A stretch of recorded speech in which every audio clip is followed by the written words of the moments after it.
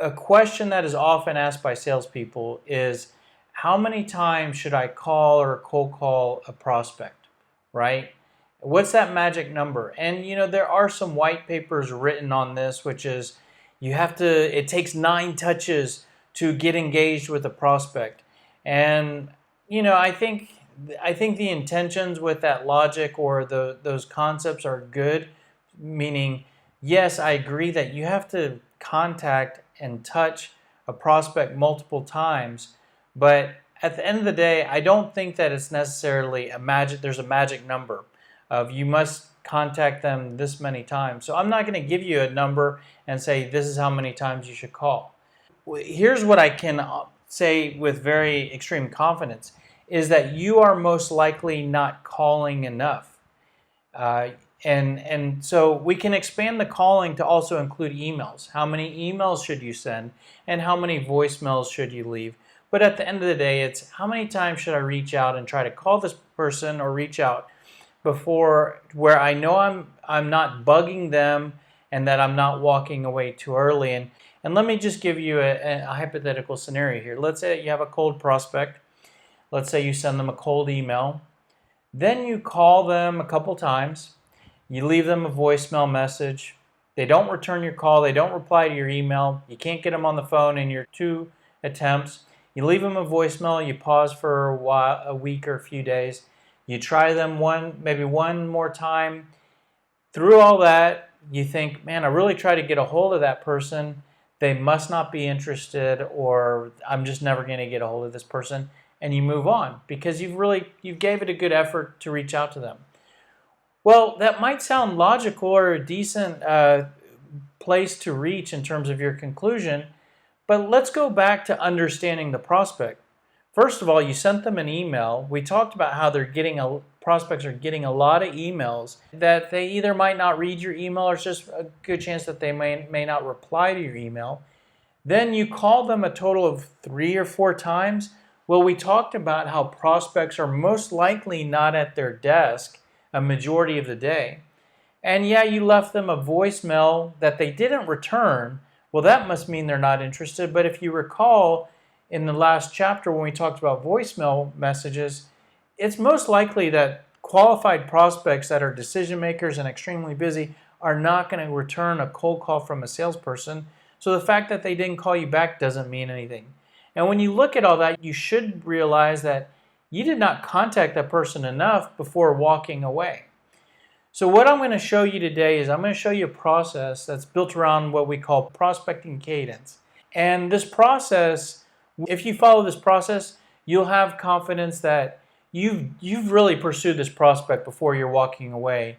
And it should alleviate your concerns of, am I calling enough or am I walking away too early?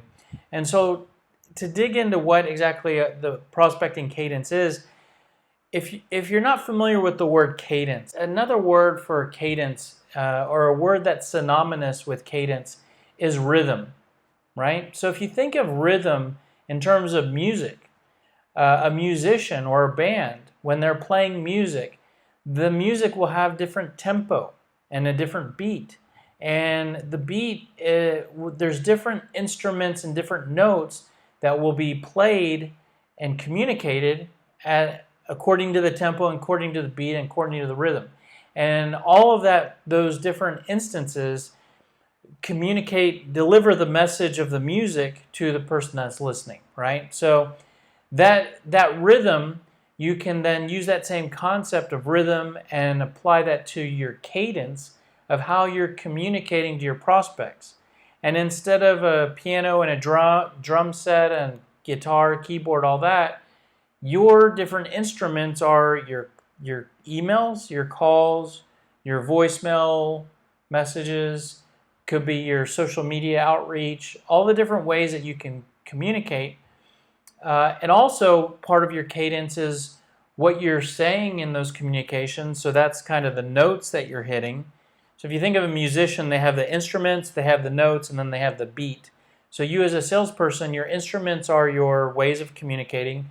The notes that you're hitting is your sales message. And the beat and the tempo is the frequency of your outreach. So we've already talked about the different instruments of cold calling, cold emailing, voicemail messages. Now let's talk about sort of the rhythm of how those all tie together. I'm going to just kind of go through a workflow here of how you can string all those things together. The first thing you could do with a cold prospect is send a cold email. So you send a cold email, and we can kind of look at this as day one of your prospecting cadence for this particular contact. So you send a cold email, and then during days 2 through 7, you are calling the prospect multiple times without leaving a voicemail message. You could call them once, you could call them twice, a few times. As I mentioned in the last chapter, if you don't leave a voicemail message, you could call every day, and it's in my opinion and my philosophy that you're assuming they don't know you called, so you can call them every day and you're just trying to get a hold of them. Call as many times as you want during the period of 2 to 7 days. And this is 1 week, right? So after 2 to 7 days, then we're progressing to week 2. And at this point on your next call, you're going to leave a voicemail message if you're still not able to get a hold of the prospect. And as we talked about in the last chapter, the best practice after leaving a voicemail message is to follow up that voicemail message with a voicemail follow-up email. And that's day 8. And then because you just left a voicemail message, you should pause after every voicemail you leave for a period of days, right? While I believe that if you don't leave a message, you call the next day. You don't want to leave a message and then call the next day. You need to pause. Regardless of what your voicemail message is, you just need to give some space there. The pause could be days 9 through 14, but to simplify, this is just a stretch. This is a process stretched across a 2-week period. Now, this is just the beginning of the prospecting cadence, and this is what we refer to as round 1. So the prospecting cadence is really 4 rounds, and it's just this process repeating for across sets of 2 weeks. So this is round 2. It's the exact same process. Just starts in week 2 and week 3 and week 4. Then week 5 and week 6 is round 3. Same exact process, same exact steps. You're pausing in between rounds, and then round 4 is week 7 and week 8. And if you put all that together, this is what it looks like. Now, you'll notice that each round has a cold email and a voicemail message. So in our building blocks and in the email message templates that we've discussed so far and the voicemail messages that we've discussed so far, there are 4 different sets of those that you could use, meaning you could use a set of your different building blocks for each round. So what that might look like is for round 1, you start off sending cold email message with your value points. And then when you get to week 2 of round 1, you're leaving your voicemail message with your value points, and you're sending your voice message follow-up email with your value points, and then you're pausing. Then you reach round 2. Now you're going to send another cold email, and your cold email will be your pain points cold email. So you're sending a different message. By the way, when we talked about cold email prospecting, I talked about how a lot of salespeople, when they send their second message, they usually don't have another message to send because they put it all in the first long email with all their product details. Then they need to send their second email. They don't have anything else to say, so they just say, "Hey, did you see my other email as email 2?" Well, no, with this process, you're going to send a different email, a different message that might hit a different button that maybe you missed with your first message, or maybe they saw your first message and you're continuing to build and educate the prospect. But the voicemail for round 2 can be pain points. Voicemail follow-up email for round 2 can be pain points.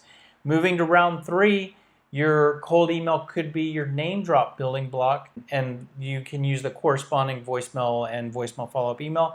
Then round 4, which is the final round of the cadence, by the way, is where you could use your product building block. As I mentioned, we want to kind of hold off on talking about our product. Well, now this is the end of our cadence. We've already sent a bunch of emails, and we're maybe close to kind of walking away or giving up, but we're going to send the product message maybe for round 4. It's an option.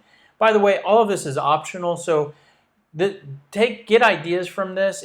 If there's only one idea to take away from this, is this should reinforce that you're probably not reaching out to a prospect enough. And while it looks like there's a lot of calls, you could make as few or as many calls as you want. I mean, each round may have 1 or 2 calls, or it could have 5 calls. Get some ideas from this and build it into whatever you want, or follow it exactly. Now, by the way, if that flow there and that workflow looks complicated, this is actually more simple than it looks from this image here, because all you're doing in round 1 is you're sending an email and you're making calls without leaving a voicemail.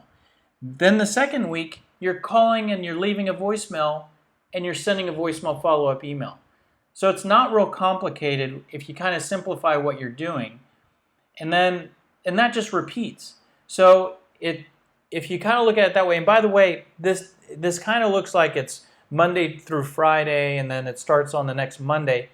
It doesn't have to be that way. It is week 1, week 2, week 3, and so on. And but it could start on Tuesday, right? So if you're sending your cold email on Tuesday, then the following week, your call and voicemail follow-up email should probably be on Tuesday if you're following the days.